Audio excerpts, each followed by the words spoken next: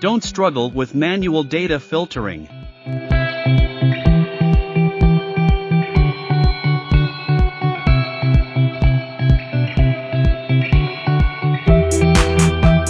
Opt for a smarter approach.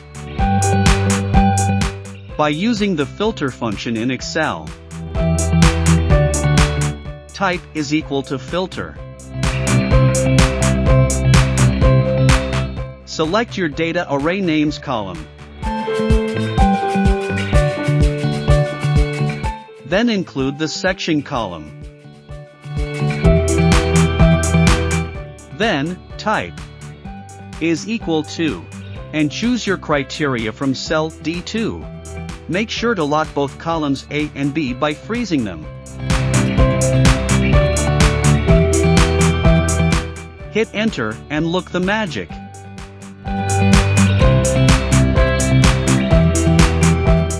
To extend the filtering, simply copy the formula to adjacent cells on right side.